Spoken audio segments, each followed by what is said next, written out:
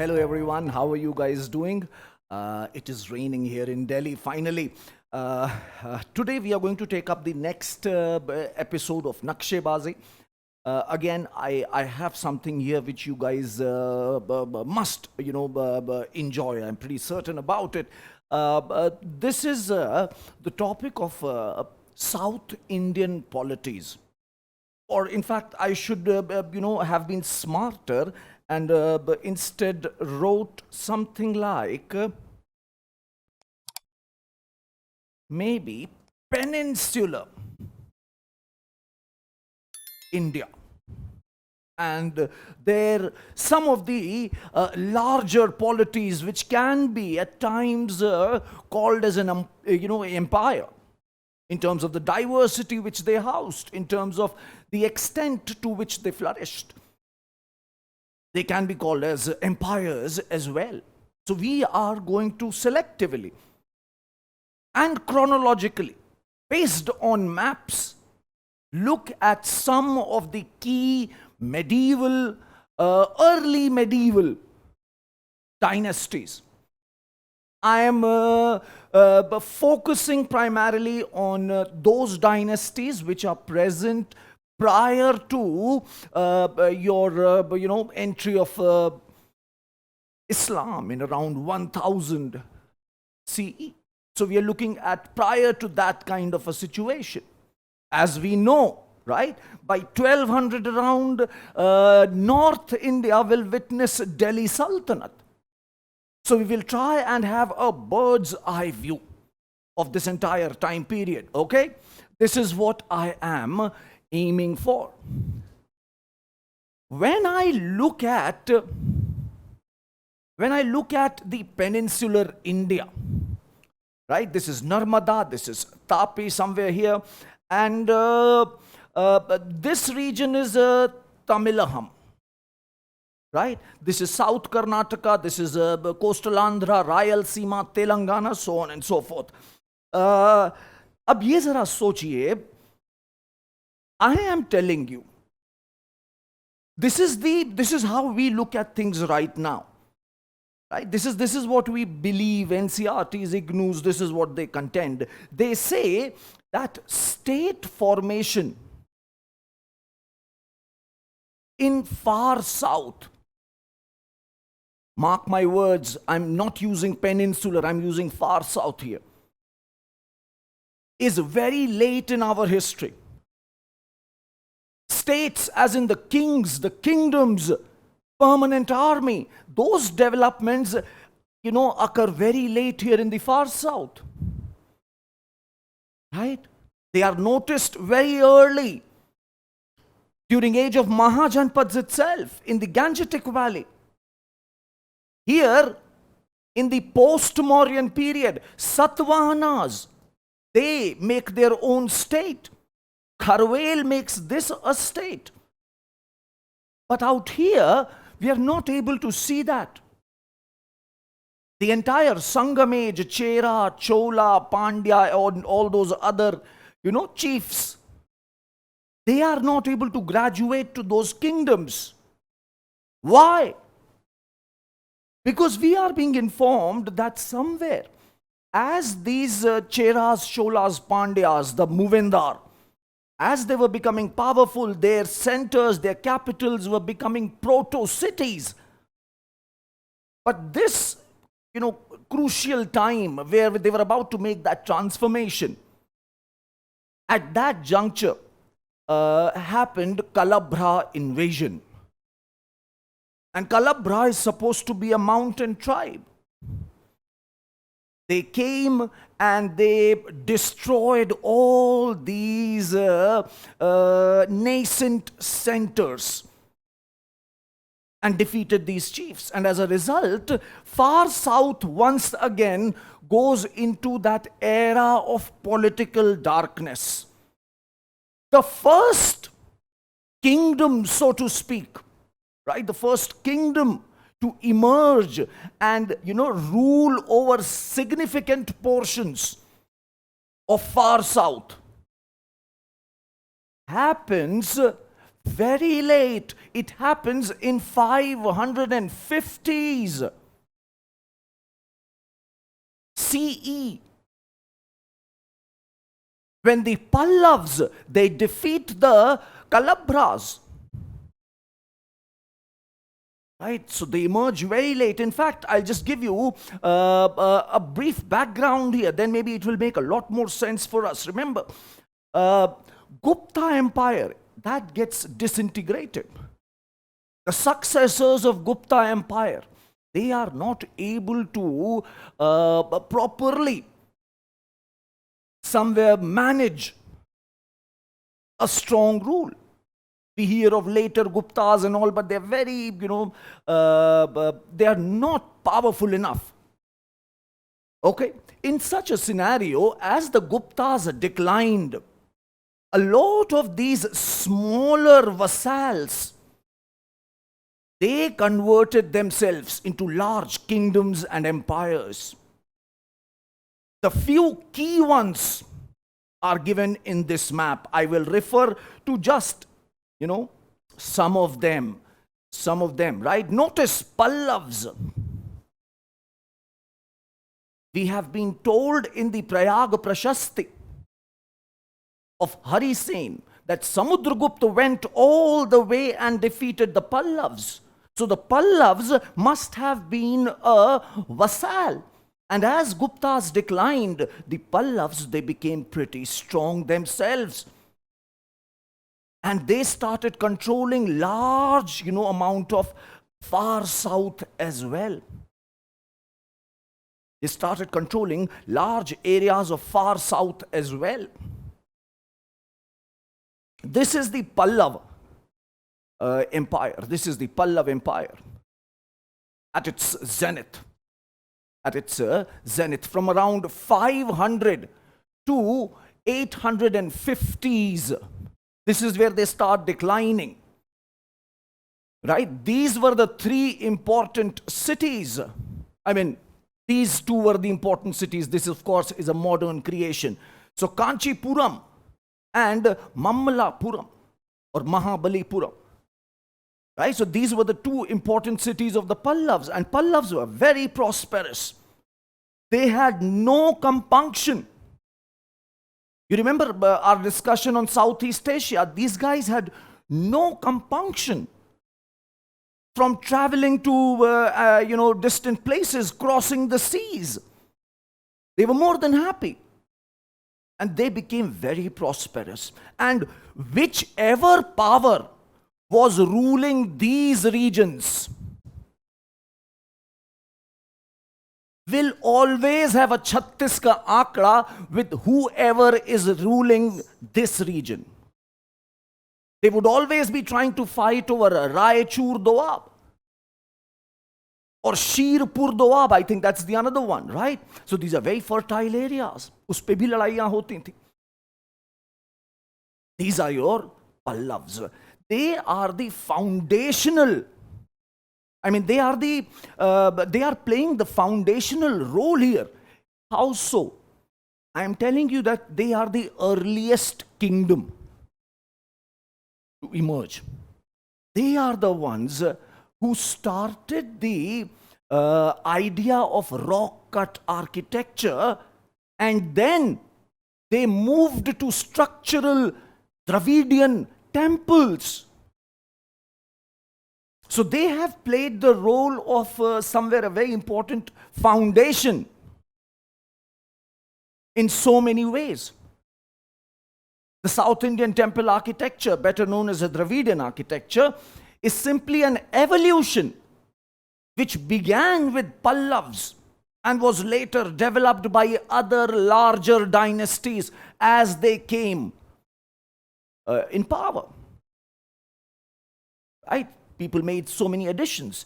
And during the time of Vijayanagar Empire, it reached its absolute zenith, perfection. And it is called as Provida. Right? Anyway, so, okay, now the thing is, as I was trying to explain to you something here, one very important dynasty, which I think, confuses us like crazy. And at least, I had a very hard time in understanding what is what. And if we know that, then I don't think it will harm us, because UPSC of late, I have seen they have a knack of giving you one question on medieval timeline, where they will pick up, certain names, and they will ask you to arrange them chronologically. So agar thoda sa ye story ke madhyam se hum samajh lenge, to I think it will be a very good start. Okay, so keeping that in mind, let's try and talk about it. The Chalukyas, right? They are a very important Indian dynasty. There are several dynasties by such name. You need to understand which one is which. I will try and talk about it. So, the earliest to come are the Badami Chalukyas. The Chalukyas of Badami. They came to power as the Kadams declined. The Kadams declined and they came to power. Right? They come to power around 540s. They come to power in around 540s. The founder that we are being informed here is a Pulakesin. Right? Pulakesin. And this, okay, let me try and put this argument slightly differently. The Chalukyan dynasty has played a massive role, right? From 6th to 12th century. 3 dynasties, 3 related yet individual dynasties, right? And they have worked in across peninsular India in one form or the other, 6th to 12th century CE. And they have, they patronized Kannada and Telugu literature big time, right? So we must understand what is going on here, right? And all 3 of them had massive regions, right? So, not all 3, but 2 definitely did. 2 definitely did. Okay, so let me take up this entire challenge chronologically. First is Chalukyas of Badami. Badami is, basically they are known as Chalukyas of Vatapi. Right, Vatapi was their capital. Badami is the place that we call it now. It's in Karnataka. Right? The empire was established by a person called as Pulakesin in around 540s. And it goes on till around 750. Right?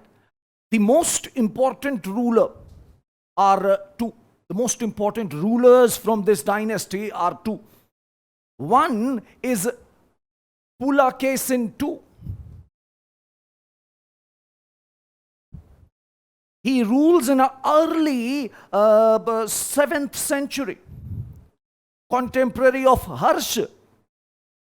इन्होंने हर्ष को हरा दिया था. On the shores of Narmada, Harsh was defeated by Pulakesin II. And Harsh, Pulakesin adopted the title Dakshinapati. We have a beautiful Aihole inscription written by one Ravi Kirti, right? Which is a beautiful inscription, and it talks about this same incident, right? It is one of a very important inscriptions. So this is, after Pulakesin, another very important, this is the peak extant, right? Another very important person is Vikramaditya II. Vikramaditya II, right? They are, Vikramaditya II, he only ruled for, quite less amount of years, but if you see, he managed to once again expand the empire to the same level as Pulakesin. This Pulakesin second guy, look at it, how cool he was, right? So this fellow, look at this. They are Vishnu Kundinis. This is another name of the dynasty जो आपको परेशान करती है अक्सर आकर के इधर उधर. So what am I trying to tell you here is that this guy Pulakesin from Badami, he went for he wanted to be a Chakravarti, and he captured in clockwise direction all this region, and he even captured Vengi, which was under Vishnu Kundini. And Vishnu Kundinis must have been a vassal of Pallavs. Right? So Pulakesin too, during those times, he just grabbed Vengi as well. And in 620s, he gifted this. He gifted this to his brother. कि जाओ independently rule करो. Right? His name is Kubj Vishnuvardhan. He is considered as the founder of Vengi Chalukyas, also known as Eastern Chalukyas. Later, these Eastern Chalukyas, they will intermarry and merge with the Cholas. Cholas भी तो आएंगे. तुम लोग को भी लग रहा होगा क्या हो रहा है ये? But yes, man, it is not as maddening it sounds if you read it a couple of times. It will make sense. It will make sense. I promise you that. Finally, अच्छा, एक point I must tell you this, right? So the Badami Chalukyas, by around 750, they sort of ended. The last Badami Chalukyan ruler, his name was probably Kirti Varman or something. He was defeated by the Rashtrakuta feudatory named as Danti Durg, and he established the Rashtrakuta dynasty and dominated the entire Maharashtra western coast region. Very graceful empire, Gazab ka. Right? And Manyakheta was his capital, which is Malkhed. Right? One of the Arabian travelers, I believe Suleiman was his name, he came to visit, Rashtrakuta Empire. And he was absolutely enthralled. He said, these guys are one of the 4 biggest powers in the world. Massive dynasty. I will show you some maps so that you do not feel as if things are happening in a vacuum here. Right? So, but once again, try and understand it this way. Vengi Chalukyas, they continue, right? And later they gradually merge into Cholas. However, the parent branch, Badami Chalukyas, they are displaced by Rashtrakuta. Rashtrakuta emerge in 750 and they dominate. They produce one after another massive empire builders and people who will patronize literature. Ek se badkar ek. Right? And but they also patronize Ellora. Right, they patronize Ellora caves where Buddhist, Hindu and Jain caves, all of them were constructed together at one place.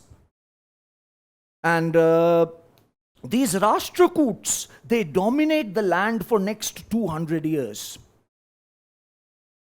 For next 200 years, 250 years, something like that. And then you know what happens. This again is very beautiful if you look at it. The Badami Chalukyans, Pulakesin wali Badami Chalukyans, they are revived. They are revived, and this time their capital is Kalyani. right? And hence they are called as Kalyani Chalukya.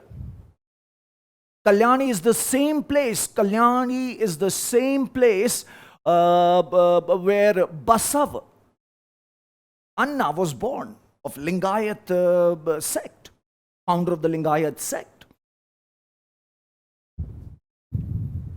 Right? So, Rashtrakuts are defeated once again by this revived Chalukyan branch, which is known as Western Chalukya, क्योंकि West Coast के पास है. Right? Right? So these are the three branches of Chalukyas. 973 में देखो इन लोगों ने अपने आप को रिवाइव किया. They defeated Rashtrakuta again, right? And by the end of 12th century, that means by the around by around 1150, 1160, they sort of decline and they break into smaller units. Right? Meanwhile, if you recall, I was telling you something like this. Dekhna.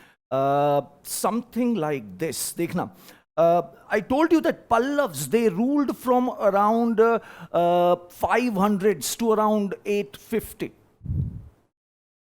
Around 850, they are kicked out of Kanchipuram. I mean, the Kanchipuram, entire that region, right?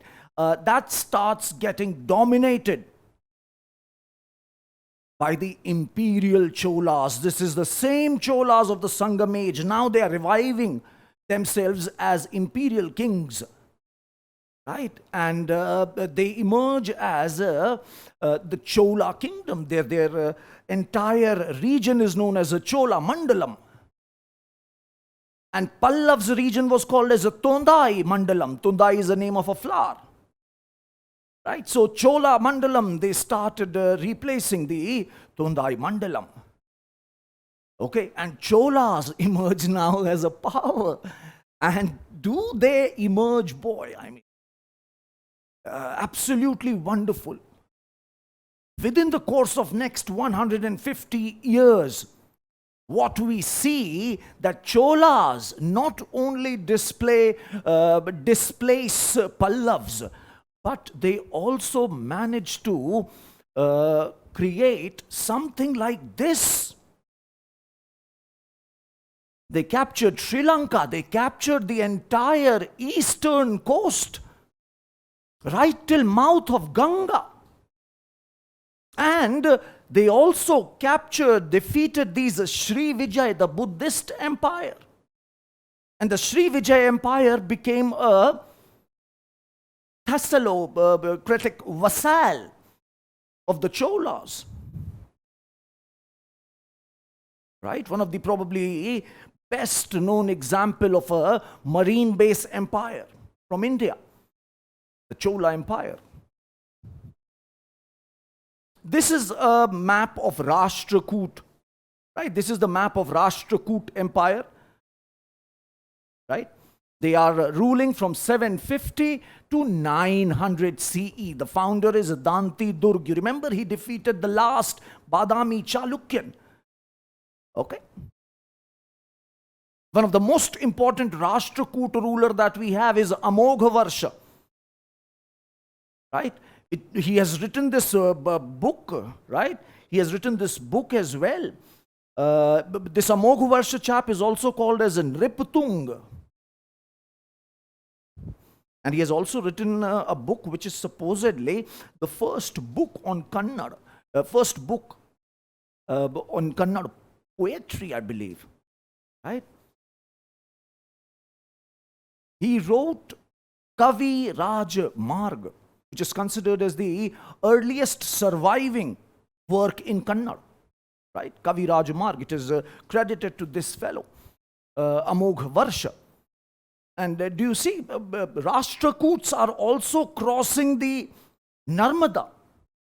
And they are also actually involved in a tripartite struggle with the Gurjar Pratihars placed here and the Palas placed here. But I'm not going to tackle that topic today. I today want to focus primarily here, right? And these, as I was telling you, the Cholas, they emerge in around 800 and early 9th century, I should say. And it's Vijayalaya Chol who defeats the Pallavs, captures Thanjavur, or Tanjore as it is now known as. The two greatest people or, kings associated here with the Chol dynasty are your Raja I and his son Rajendra. Right? Raja, also known as Arul Moli Varman. Arul Moli, that was his pre-coronation name. Right? And this is the person. He is known for constructing the Brihadeshwara temple, also known as Rajeshwara temple in Tanjore, right? And this is his son, Rajendra, another massive figure. He is the guy who captured the entire southeast and also the eastern coast of India. He's the chap, Rajendra Chol. The Cholas themselves, this was their peak. Rule of Rajaraj and Rajendra in around 1050. That was their peak. They had good kings even after that, but after that they did not go to that extent ever again. And by around 1270s, they perish. By around 1270s, they perish. Some maps here. These are your Badami Chalukyas. देखो ये 700 का map है. Badami Chalukyas. Look at Pallavs. Look at Vengi. Right? These are some of the ones, some of the important ones, more important ones which I'm talking about here. This is also very important actually, the Gang dynasty. This is around 900 CE when the Rashtrakuta are massively at power and the Pallavs have been replaced by Chol. The Vengis are still surviving. Do you see? These two are going to intermarry. In Kaling, we have Eastern Gang. Here, we call it, just to distinguish, जो यहाँ पे Gang लिखा था ना, we now call it Western Gang because there was an Eastern Gang. They're not related. Right? This is around 1000 CE. This is your Kalyani Chalukyas. Right? This is Kalyani Chalukyas. They are back in power. Right? One point which I would like to tell you here is, notice these Solankis. They are Rajputs. But unfortunately for us, they have one more name, which can at times, a really sadistic person can use it to confuse you. So let's hear it out. Solankis are also known as Chalukya. Chalukya, not Chalukya. Right? They are called as Chalukya Vansh. They are Chalukya Vansh. As if, this history was designed to make it more troublesome for us, isn't it? Oh man, I know how you feel. I know how you feel. I mean, for the first time when I was reading about this, it took me, ages to figure it out. Ye Chalukya kya hai, Chalukya, what happened? What is the difference between the two? I was not able to identify for a while. Anyway, pretty much, this is how we find ourselves at around 1200. It is 1192 when Prithviraj Chauhan is defeated. at the Second Battle of Tarai, and the Ghurids enter and they establish a sultanate here. Meanwhile, in south, we notice an era of disintegration has begun.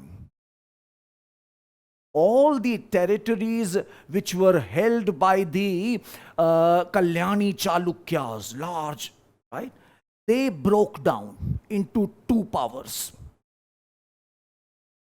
Yadavs of Deogiri, also known as Siona.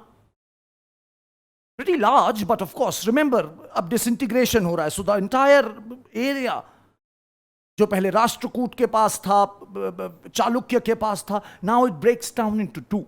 And we notice the upper half is gone to Yadavs of Deogiri, while the lower half, that goes to Hoysalas. On the other hand, the entire your Chol territory,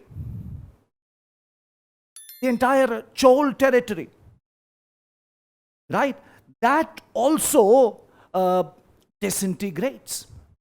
And here we notice Kakatiyas, right?